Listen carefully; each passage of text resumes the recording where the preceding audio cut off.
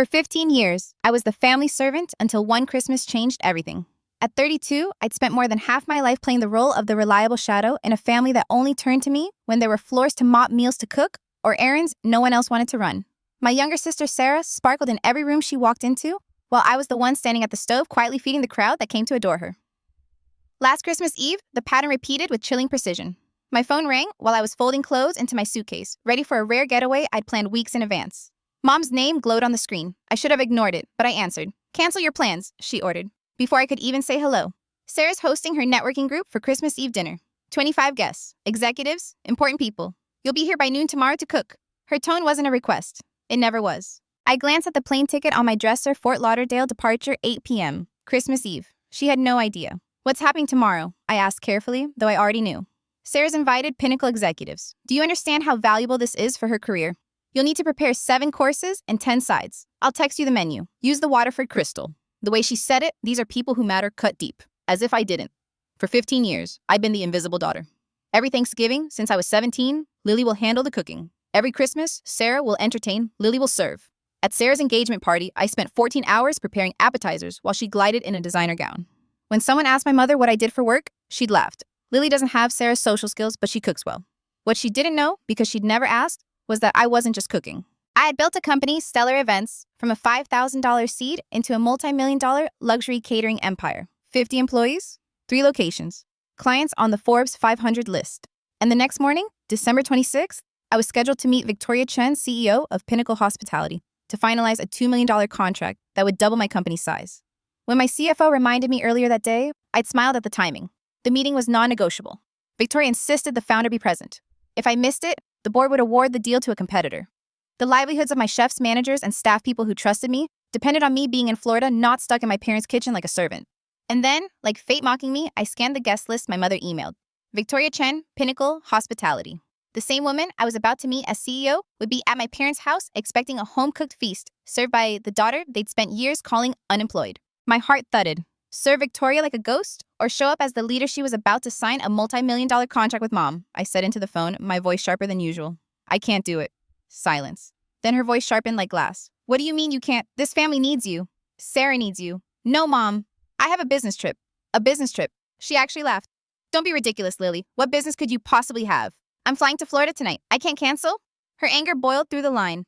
"Family comes first. Or are you too selfish to understand that?" For the first time, I didn't flinch. Family only comes first when you need something from me. Otherwise, I don't exist. "You ungrateful." I ended the call. My hands trembled, but not with fear this time, with resolve. Sarah's text came seconds later. "Mom says Victoria Chen will be there. Don't embarrass me with your amateur cooking." I nearly laughed out loud. Amateur. I had catered Pinnacle's corporate retreat for 500 executives just 3 months ago. Victoria's team had praised our work in glowing terms. She simply hadn't met me personally yet. That was scheduled for tomorrow morning. The irony was exquisite.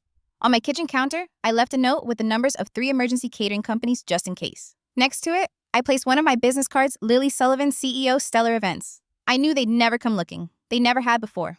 At 8:07 p.m., as my plane lifted from JFK, I looked down at the glittering blur of Connecticut. Somewhere below, my mother was probably rehearsing excuses for why her unreliable daughter wasn't in the kitchen. She had no idea her invisible child was flying toward the biggest contract of her career. I exhaled, finally free. While my plane cut through the night sky, my phone lit up with messages I refused to answer. By the time we landed in Florida, I had 30 missed calls from Mom, a dozen from Sarah, and even a few from Dad, the man who usually stayed silent in family disputes. I turned my phone off again and let the chaos unfold without me. Later, over room service breakfast, in my hotel suite overlooking the Atlantic, I finally dared to scroll. The text painted a vivid picture of the disaster unraveling in Connecticut. 6:12 p.m. Sarah, Mom's calling every restaurant in a 30-mile radius. Everything's booked or closed. Do you understand what you've done? 6:47 p.m. Dad, your mother is on the verge of a breakdown. Please reconsider. 7:00 p.m. Sarah guests are here. Victoria Chen is here. The kitchen is empty. How could you do this to us? 7:23 p.m. Sarah again. We ordered pizza. Pizza Lily. Do you understand the humiliation? The words almost made me laugh. Almost. My mother, who for years bragged about her culinary tradition, was now serving Papa John's on Waterford Crystal. By 7:47 p.m., Sarah's tone had shifted from fury to desperation. Mom told everyone, "You're unstable." She says you abandoned the family. Victoria looks disgusted. People are leaving. 9:33 p.m. The final text of the night party's over. Everyone left early. Mom says you're dead to her. I set the phone down, a strange calm washing over me. For once, their chaos wasn't mine to fix. Meanwhile, here in Florida, the universe seemed to reward my defiance. A bottle of champagne sat on ice in my suite with a handwritten note. Welcome, Ms. Sullivan. Looking forward to our partnership. Victoria Chen. I smiled. If only my family knew the truth.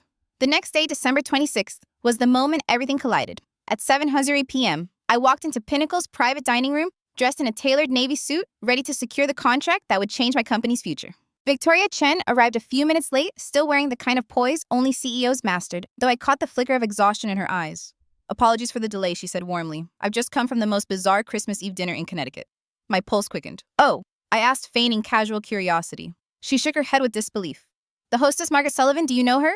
Promised an elaborate home-cooked meal. When we arrived, there was nothing. Absolute chaos. They ended up serving pizza on fine china while complaining about their absent daughter.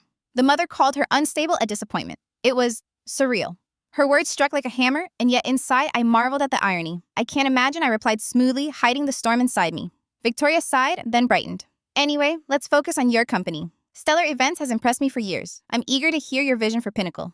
And just like that, the past and present split down the middle, my family collapsing under the weight of their lies, while my future opened wide, ready for me to claim. The next morning, December 26th, I stood in Pinnacle's glass-walled boardroom. Sunlight poured across polished mahogany, casting sharp reflections that felt almost symbolic. Truth was about to blaze through every shadow I'd lived under. The presentation flowed flawlessly. My team's proposals, the menu concepts, the luxury service model, all of it resonated with Victoria Chen and her executives. Heads nodded, notes scribbled, the energy in the room tilted in my favor. The contract sat on the table, its edges crisp, waiting for signatures. Then the door opened. Victoria's assistant rushed in, holding an iPad. Miss Chen, you'll want to see this. Victoria took the tablet, her expression shifting from mild curiosity to disbelief. She turned it toward me. My stomach dropped. It was a photo from my parents' Christmas Eve dinner, already circulating online. My mother, red-faced, clutching a half-empty wine glass, pizza boxes stacked high on her mahogany dining table. In the background, Sarah smiling awkwardly beside Victoria herself, who looked both exhausted and unimpressed. Victoria narrowed her gaze at me. Tell me something, Lily. Margaret Sullivan, she's your mother, isn't she? Every pair of eyes in the room turned my way. There it was, the moment I couldn't avoid. Yes, I said evenly, she's my mother. The room fell silent, the kind of silence that cuts through the air like a blade. Victoria leaned back slowly.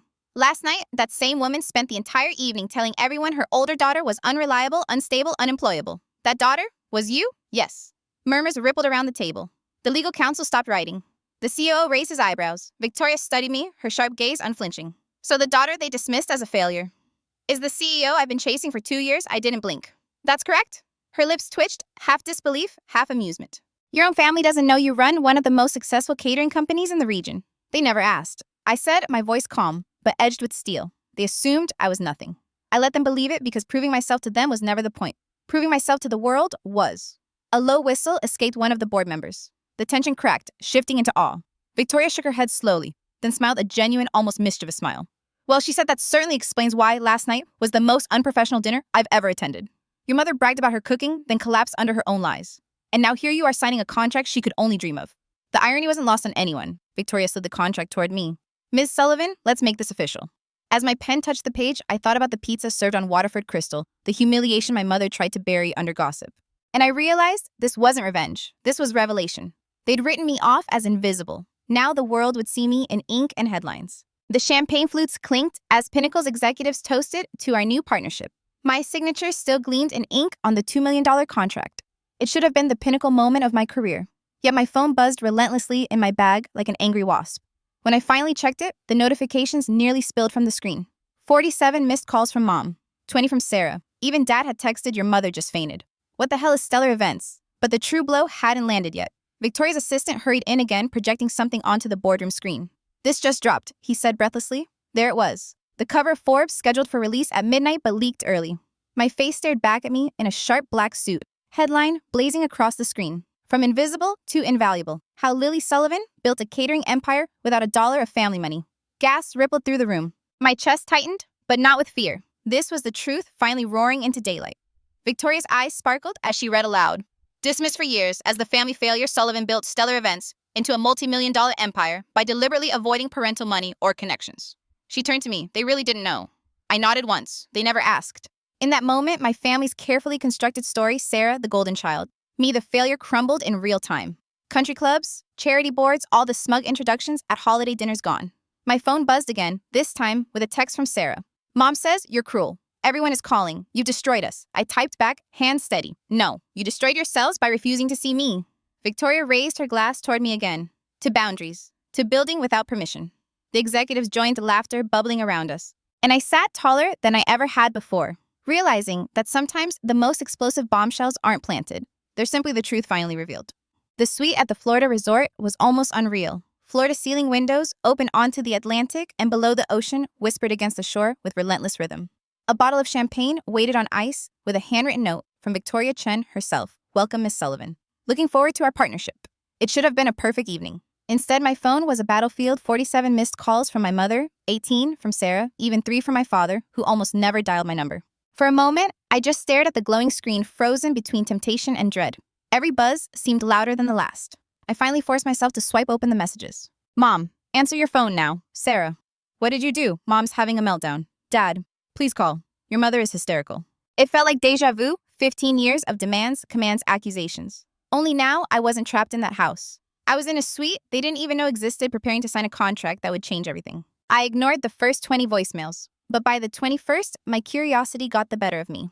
My mother's voice poured through the speaker, sharp as broken glass. How could you do this to us? Lily, do you understand what you've done? You humiliated us in front of Victoria Chen. Do you know who she is? I nearly laughed at the irony. Do I know who she is? Tomorrow, I'd be shaking her hand over a $2 million contract. Sarah's voice followed in another message, shrill and panicked. You ruined everything. Mom had to serve pizza? Victoria looked disgusted. Do you realize how much this will cost me? My PR contract is on the line. You've destroyed Christmas. You've destroyed me. Pizza. The word hit like a thunderclap. I pictured it instantly, greasy boxes of Papa John's stacked on my mother's polished mahogany table, her precious Waterford crystal glasses standing useless beside paper plates. A room full of executives blinking in disbelief. Victoria herself sitting politely, perhaps forcing a smile, while Sarah tried to salvage the night. My chest tightened, not with guilt, but with something colder, vindication.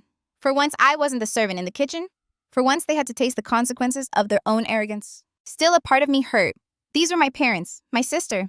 I remembered being 17, standing in that same kitchen while Sarah floated in with her friends laughing while I scrubbed pans. I remembered my mother whispering, "At least Sarah will go far. You? Well, you're useful here." I had swallowed those words like poison. Tonight, for the first time, I spat them back. The phone rang again. I answered. Lily, my mother's voice cracked with fury. You've disgraced us? Do you know what people are saying? What are they saying, Mom? I asked calmly, though my hand trembled. They're saying I lied, that I bragged about a feast I couldn't deliver, that our family is unstable. Victoria Chen walked out early. Do you understand what this means for Sarah? For Sarah. Always Sarah. What about me, Mom? My voice sharpened. Did you ever think about what it meant for me? 15 years of being your unpaid chef, your invisible daughter. Did you ever wonder what I was building when I wasn't standing in your kitchen? She scoffed. Don't start with your fantasies again. It's not a fantasy. I run a company, 50 employees, 3 locations. Tomorrow, I'm signing a contract with Victoria Chen worth more than your house. Silence. Then, a brittle laugh. You expect me to believe that you, who couldn't even keep a steady job, now some kind of CEO? Yes. My voice was steady now, like the tide against the shore. And the world will know it when Forbes comes out tomorrow. Cover story. My face, my company, not yours, not Sarah's, mine. Her breath hitched, and for once she had no words. Sarah grabbed the phone. This is cruel. You're doing this to punish us. No, I said. I'm doing this because I finally chose myself. She hissed. Mom says if you leave, you're dead to us. I was already invisible to you, I whispered, and hung up. For a long time, I just sat there staring at the waves outside the window. My heart pounded, but beneath the adrenaline, there was a deep, unexpected calm. This was the moment I had dreaded for years, the final break. And yet it didn't feel like death. It felt like release. I opened my laptop. The Forbes article draft glowed on the screen headline. Bold as a trumpet blast. From invisible to invaluable. How Lily Sullivan built a catering empire without a dollar of family money. Tomorrow, every country club gossip, every neighbor who whispered poor Lily, every relative who called me between jobs would see the truth. The irony was delicious. While my mother balanced pizza boxes on crystal plates, I was preparing to sign the deal of a lifetime. Success wasn't just the best revenge, it was the only language they could never silence. I closed the laptop and poured a glass of champagne. The bubbles hissed like applause. For the first time in 15 years, I felt the weight lift from my chest. I was done begging for their approval, done shrinking to fit their story. Tomorrow, the world would meet Lily Sullivan, the CEO, not the servant. And my family. They would have to face a truth far more humiliating than pizza on Christmas Eve. They never even noticed who I had become. Christmas morning in Florida felt strangely unreal. The sun spilled golden light over the Atlantic, warming the glass of my suite. Tourists splashed in the pool below, blissfully unaware that somewhere up north, my family was tearing itself apart under the weight of their own lies. I ordered coffee and fruit to the room, but the tray sat untouched. My phone buzzed, endlessly vibrating across the desk like a trapped insect. Dozens of texts, emails, voicemails, all carrying the same frantic energy. Mom, answer me right now. We need to fix this. Sarah, you don't get it, Lily? My career is at stake. Pinnacle might pull their PR contract. Dad, your mother fainted again. Please call me. I ignored them all and opened my laptop instead. The Forbes draft stared back at me, my own face framed by the headline. I scrolled slowly, rereading every line, letting the words sink deeper than they had before. Dismissed as the family failure, Sullivan built her multi-million-dollar catering empire in silence. Her deliberate choice to forgo parental support created not just a company, but a manifesto success doesn't require permission. My throat tightened. For years, I believed the opposite, that success without their recognition wasn't success at all. But this right here proved otherwise. The knock at the door startled me. It was Maria, my head chef, who had flown in late the night before to support me at the Pinnacle dinner. She walked in, radiant as always, carrying her ever-present notebook. You didn't answer my texts, she said gently. I couldn't, I admitted. If I start explaining myself to them, I'll never stop. They'll drag me back under. Maria sat across from me. Do you remember what you told me when you hired me? You said, no one here will ever have to beg to be seen. That's why I work for you, Lily. That's why we all do. You gave us dignity. Her words cut through the fog of family chaos like a blade. Dignity, that was what I'd been denied for 15 years. And now it was what I demanded for myself. My phone buzzed again, and against my better judgment, I picked up. Dad's voice came through heavy with defeat. Lily, he said softly, I need to tell you something. I braced myself. I always knew you were doing more than cooking. Years ago, I saw the business registration papers, Stellar Events. I knew. But your mother? He hesitated, exhaling hard. She was so sure of who you were supposed to be, and I let her write the story. It was easier than fighting.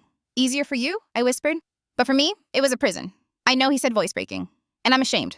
For a moment, silence stretched between us. The father who had always been a shadow was finally speaking, but it was years too late. Dad, I said carefully, I don't hate you, but I won't shrink anymore. Not for you, not for Mom, not for anyone. He sniffed a sound I hadn't heard from him since childhood. Your mother's reputation is in ruins. Sarah's losing clients. Everyone's asking how we could treat you like a servant while you built an empire. That's a question only you can answer, I said. He sighed, then whispered, You didn't humiliate us, Lily. We humiliated ourselves. When the line went dead, I felt lighter. Still bruised, but lighter. Later that evening, as the Pinnacle team prepared the boardroom for my presentation, I stood before the mirror in my suite. My suit fit perfectly. My hair framed my face with quiet confidence. For the first time, I looked like what I truly was, not the invisible daughter, but the CEO of Stellar Events. Downstairs, Victoria Chen greeted me warmly. Her smile carried a secret amusement. I hope you're ready. Everyone's talking about last night. I smiled back. Let them? I'm ready. Tomorrow, Forbes would drop. The story would be everywhere. My family's voices would be drowned out by the roar of the truth.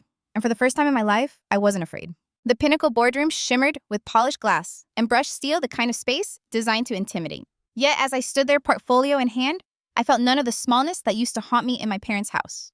My suit was sharp, my slides rehearsed, my voice steady.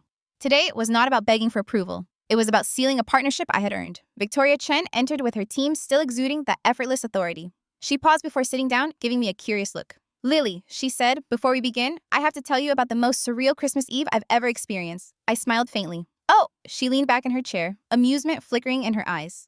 I attended what was supposed to be an elegant dinner party in Connecticut. The hostess, Margaret Sullivan. Any relation? The air in the room shifted. Heads turned toward me. I could feel my pulse in my throat, but I didn't flinch. She's my mother, I admitted. Gasps rippled around the table. Victoria raised her brows. Well, that explains a lot, she went on, almost relishing the story. Your mother bragged for weeks that her older daughter would cook a feast fit for royalty. 25 guests, top executives, myself included. We arrived to find chaos. No food prepared, no plan. And in the end, pizza boxes, Papa John's, and Domino's served on Waterford crystal. Laughter erupted around the table, half shocked, half scornful.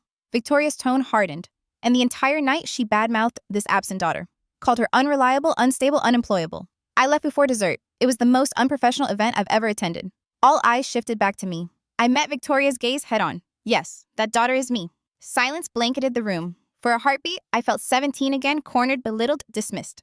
But then, I remembered the contract on the table, the Forbes article waiting to drop, the 50 employees counting on me.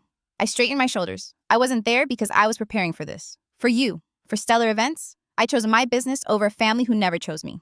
Victoria studied me, her expression unreadable.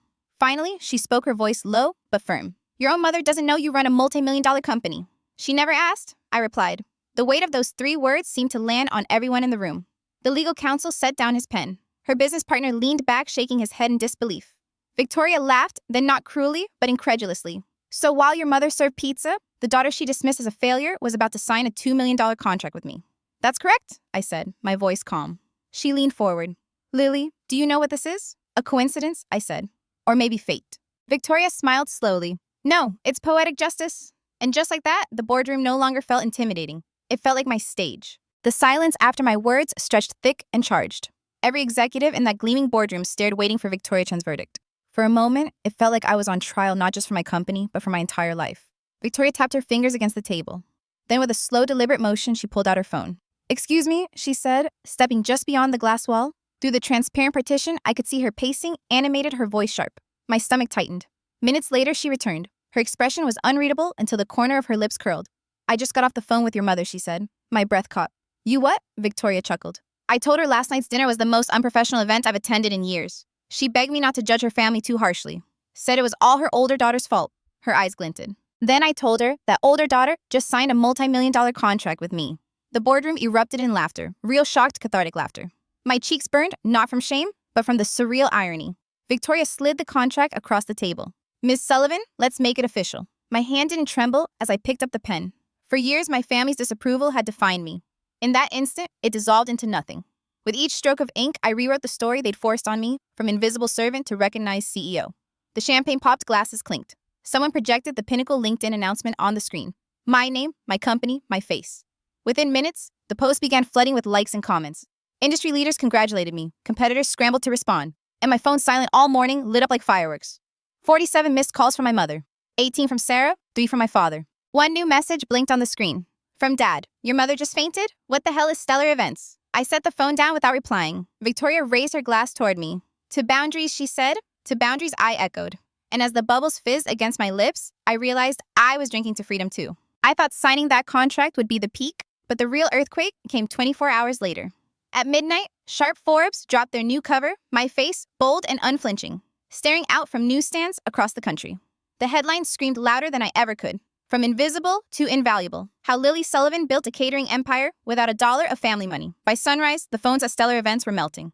Journalists wanted interviews. CEOs wanted contracts. Old classmates sent messages dripping with awe or thinly veiled envy. And in Connecticut, my family's carefully polished social standing cracked wide open. Sarah's frantic text began first. Pinnacle canceled their PR contract. That was $500,000 a year, Lily? Do you realize what you've done? Mom's been removed from 2 charity boards already. Everyone's whispering about the pizza dinner. They're calling it the Papa John's Gala. Dad can't go golfing without people asking how he didn't know his own daughter was a millionaire. Each message read like a confession, like their empire of reputation was collapsing brick by brick. Meanwhile, Forbes pulled no punches. Paragraph 3 gutted them. For years, Sullivan's family assumed she was unemployed, treating her like hired help.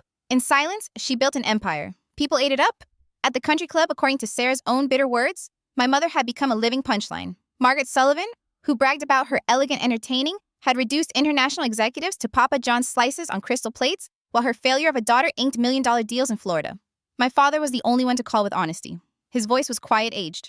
Lily, he said, I knew you were doing something years ago. I saw the business license once, but I let your mother's version of you stand. It was easier than fighting her. I'm ashamed. For a second, I almost softened, but then I remembered every holiday where Sarah was paraded as the star, while I scraped dishes in the kitchen. Every time my mother smirked and called me between jobs while I was closing contracts they could never dream of. The irony was merciless. My invisibility had been their shield, my success their undoing. And through it all, I didn't gloat. I didn't send a single message back. I just let them stew while the world finally saw me. Because sometimes the most powerful revenge isn't screaming or proving yourself to their faces. It's letting the truth be undeniable, broadcast so loudly that they can't hide from it even in their own reflection. 3 months passed before I agreed to see them. By then, stellar events had doubled in size. Forbes had invited me to speak at their Women in Business Summit, and Victoria Chen herself had become a close ally. My life was no longer defined by my family's dismissal. It was defined by my own victories. Still, part of me wanted closure. Not reconciliation, just clarity. We met at a quiet restaurant in Manhattan. My choice. Neutral ground far from their manicured estates where I'd always felt like a servant instead of a daughter. When they arrived, I barely recognized them. My father looked smaller, shoulders bent. Sarah's usual smug glow had dimmed her designer purse clutched like a lifeline. And my mother, Margaret Sullivan, queen of appearances, had a nervous tremor in her hands. I laid a single sheet of paper on the table before they spoke. These, I said evenly, are my terms. They leaned in. 5 lines written in my neat hand, equal respect or no contact. No more servant treatment, ever. Public acknowledgement of my success. Genuine apology, not performance. Therapy, family, and individual. This isn't a negotiation, I added. It's the bare minimum. For a long moment, no one spoke. Then Sarah, of all people, broke the silence. I was jealous, Lily, she whispered, eyes down. Mom made me feel special by making you feel small. I see it now. I'm in therapy. They call it scapegoating. You were assigned the role before you could even fight it. My mother's lip quivered. I'm sorry, she said, voice cracking. Not just for Christmas Eve, for all of it. I turned you into a servant because I couldn't stand the thought that you might outshine the path I planned for you. I let the words hang. For years, I would have given anything to hear them. Now they felt like too little too late. My father finally raised his eyes to mine. We don't deserve your forgiveness, but we're asking for a chance. I leaned back. Understand this, I'll be your daughter, not your staff. Your sister, not your shadow. And Mom? I paused, letting her meet my gaze. If you ever want Stellar Events to cater anything, you'll pay full price. No discounts, no exceptions. For the first time in months, she actually smiled faintly. Fair. It wasn't forgiveness, but it was a start. 6 months later, I hosted a dinner of my own. Not in Connecticut, not in their grand dining room, with its polished chandeliers and suffocating expectations. This time, it was in my Manhattan condo, a 2-bedroom with sweeping views of Central Park, the home they'd never even bothered to ask about. The guest list was short, my parents, Sarah, and me. No extended family, no spectators, no audience to perform for, just us. But here's the difference. I didn't cook a single thing. When they arrived, the table was already set, gleaming under soft candlelight. Servers from Stellar Events moved smoothly around the room, pouring wine, placing hors d'oeuvres, addressing me as Miss Sullivan with professional deference. My staff, my team, the people who knew me as their leader, not as someone who existed to fetch and carry. I sat at the head of the table, a seat I'd never once been offered in their house. My mother's eyes darted between the uniformed servers and the logo embroidered on their jackets. Stellar Events, my company, my empire. My empire. She whispered almost to herself, so this is what you built? For once, Sarah didn't sneer. She looked down at her plate as if ashamed. My father gave me the faintest nod, pride flickering behind his tired eyes. Dinner flowed with quiet grace. Perfectly seared salmon truffle risotto, handmade desserts, all prepared by the chefs I employed, the very best in the city. Each course was a statement I didn't need their approval, their validation, or their money. I never had. When dessert was cleared, I lifted my glass. I want to be clear, I said. Success doesn't need permission. Respect isn't negotiable. And family only matters if it's built on both. The silence was heavy, but not hostile. For once, no one interrupted me. No one diminished me. They just listened. My mother's eyes shimmered with unshed tears. You were never invisible, she said softly. We just refused to see you. And for that, I am sorry. I didn't answer right away. Instead, I raised my glass higher. To truth, to boundaries, and to finally sitting at the table I built for myself. The servers filled their glasses. We drank. And in that quiet moment, with the city lights sprawling beyond the window, I realized something. This wasn't about revenge anymore. It was about reclamation. For the first time in my life, I wasn't the servant. I was the host, the CEO, the daughter who demanded and finally received her place. Thanks for watching and supporting these. Full story, justice wins your likes. Subs and comments help this community grow.